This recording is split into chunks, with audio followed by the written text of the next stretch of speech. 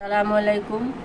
आज फिर हम SSI एकेडमी में उर्दू मज़मून जमात शशम का सबक नंबर 4 खद्दर का कफन ये पढ़ने वाले हैं। और इस सबक के नाम से ही हमको मालूम होता है कि यह आज़ादी के ताल्लुक़ से जो है ये सबक होगा। और इस सबक के जो मुसन्निफ़ है ख्वाजा अहमद अब्बास है। ख्वाजा अहमद अब्बास इस कहानी के मुसन्निफ़ ख्वाजा अहमद अब्बास खुद मुल्क की आज़ादी की तहरीक में शामिल रहे। अवामी जद्दोजहद के तजुर्बे को उन्होंने बड़े मौसर अंदाज में लिखा। ख्वाजा अहमद अब्बास 7 जून 1914 को पानीपत में पैदा हुए। वो तालिब इल्मी के ज़माने ही में सहाफ़त से मुंसलिक हो गए थे। वो कई अखबारात के सहाफ़ी रहे। 20 बरस तक उन्होंने हिंदी और उर्दू हफ्तावार बुलेटिन्स में आज़ाद कलम के उन्वान से कालम लिखा। मुसन्निफ़ ने 25 साल की उम्र ही में समंदरी जहाज़ के ज़रिए 17 ममालिक की सैर की। इस सफ़र की रूदात मुसाफिर की डायरी के नाम से छप चुकी है। उन्होंने 70 से ज़ायद किताबें लिखी। इनकी अहम किताबें ज़ाफ़रान के फूल, मैं कौन हूँ, गेहूँ और गुलाब, नई धरती नए इंसान हैं। 1 जून 1988 को मुंबई में उनका इंतकाल हुआ। यानी ख्वाजा अहमद अब्बास जो है आज़ादी की तहरीक में शामिल रहे हैं और उन्होंने अवामी जद्दोजहद को बड़े मौसर अंदाज में तहरीर किया हुआ है। और समंदरी जहाज़ यानी पानी के जहाज़ से उन्होंने 17 ममालिक की सैर की है। 17 ममालिक की सैर की है। तो इसमें जो है अवामी जद्दोजहद की एक कहानी है जो हम अभी पढ़ेंगे। 30 बरस की बात है जब मैं बिल्कुल बच्चा था। हमारे पड़ोस में गरीब बूढ़ी जुलाही रहती थी। इसका नाम तो हकीमन था मगर लोग इसे हक्कू कहकर पुकारते थे। उस वक्त शायद 60 बरस उसकी उम्र होगी। वो जवानी में विधवा हो गई थी और उम्र भर अपने हाथ से काम करके उसने अपने बच्चों को पाला था। बूढ़ी होकर भी वो सूरज निकलने से पहले उठती थी, गर्मी हो या जाड़ा। अभी हम अपने लिहाफों में दुबके पड़े होते थे कि इसके घर से चक्की की आवाज़ आनी शुरू होती। दिन भर वो झाड़ू देती, चरखा काटती, कपड़ा बुनती, खाना पकाती और अपने लड़के लड़कियों पोतों और नवासों के कपड़े धोती। उसका घर बहुत ही छोटा था। हमारे इतने बड़े आंगन वाले घर के मुकाबले में वो जूते के डब्बे जैसा लगता था। 2 कोठरियाँ, एक पतला सा दालान और नाम के वास्ते 2-3 गज लंबा सहन। मगर वो उसे इतना साफ़ सुथरा और ऐसा लिपा पुता रखती थी कि सारे महल्ले में मशहूर था कि हक्कू के घर के फर्श पर खीले बिखेर कर खा सकते हैं। सुबह सवेरे से लेकर रात गई तक वो काम करती थी। फिर भी जब कभी हक्कू हमारे घर आती हम उसे हशाश बशाशी पाते थे। बड़ी हंसमुख थी वो। मुझे उसकी सूरत अब तक याद है। गहरा सानोला रंग जिस पर उसके सफ़ेद बगला से बाल खूब खिलते थे। इसकी काठी बड़ी मजबूत थी। इसकी कमर मरते दम तक नहीं झुकी। आखिरी दिनों में इसके कई दांत टूट गए थे जिससे बोलने में पोपलेपन का अंदाज आ गया था।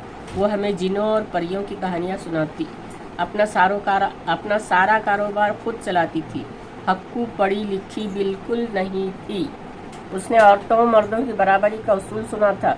फिर भी हक्कू न किसी मर्द से डरती थी न किसी अमीर, रईस, अफसर या दारोगा से। हक्कू ने उम्र भर मेहनत करके अपने बाल बच्चों के लिए थोड़े बहुत पैसे जमा किए थे। बेचारी ने तो बैंक का नाम भी न सुना था। उसकी सारी पूंजी जो शायद 100-200 रुपये हो चांदी के गहनों की शक्ल में उसके कानों, गले और हाथ में पड़ी हुई थी। चांदी की बालियों से इसके झुके हुए कान मुझे अब तक याद है। इन गहनों को वो जान से भी ज़्यादा अजीज़ रखती थी क्योंकि यही इसके बुढ़ापे का सहारा थी।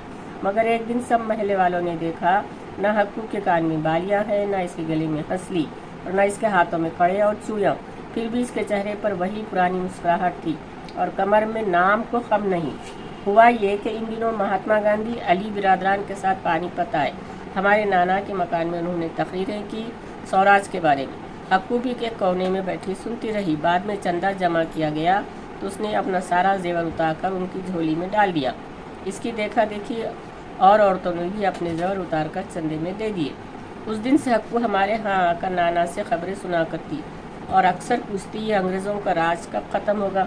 कांग्रेस के जलसे होते तो उनमें बड़े चाव से जाती और अपनी सूझबूझ के मुताबिक सियासी तहरीक को समझने की कोशिश करती। मगर उम्र भर की मेहनत से इसका जिस्म खोखला हो चुका था। पहले आँखों ने जवाब दिया, फिर हाथ पाँव ने। हक्कू ने घर से निकलना बंद कर दिया मगर चरखा काटना न छोड़ा। उम्र भर की मश्क के सहारे आँखों के बगैर भी वो कपड़ा बुन लेती। बेटों ने मना किया तो उसने कहा वो ये खद्दर अपने कफन के लिए बुन रही है। फिर हक्कू मर गई। इसकी आखिरी वसीयत ये थी कि मुझे मेरे बने हुए खद्दर का कफन देना। अगर अंग्रेज़ी कपड़े का दिया तो मेरी रूह को कभी चैन नसीब न होगा। इन दिनों कफन लट्ठे के दिए जाते थे। खद्दर का पहला कफन हक्कू ही को मिला।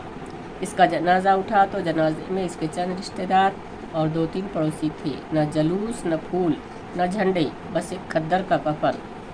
तो ये था खद्दर के कफन की कहानी, जो अवामी जद्दोजहद में भी रच बस गई थी। लोग आज़ादी हासिल करने के लिए अपने ज़ेवर उतार कर आज़ादी की तहरीक को चलाने के लिए दिए थे। और अंग्रेज़ों का तैयार करदा जो लट्ठे का कपड़ा था, जो इंग्लिस्तान से आता था, वो जो है उन्होंने उसका बाइकाट किया था और अपने स्वदेशी यानी स्वराज यानी अपन खुद से तैयार किया हुआ खद्दर का कफन में खबर में दफन होना नसीब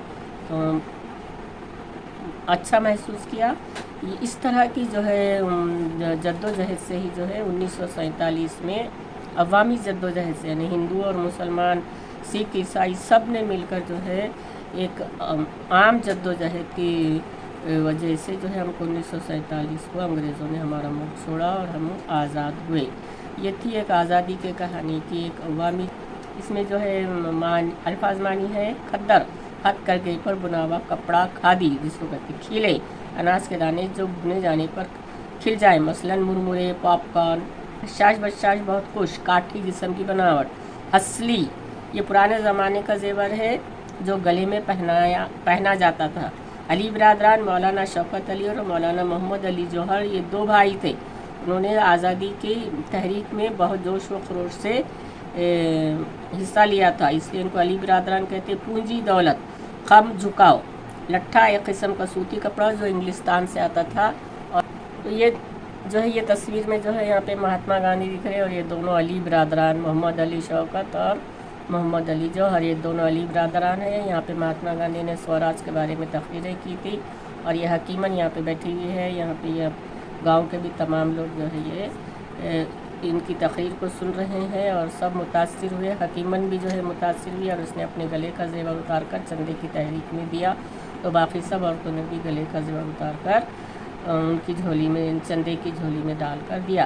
तो इस तरह से अवामी जद्दोजहद से हमारा मुल्क आज़ाद हुआ।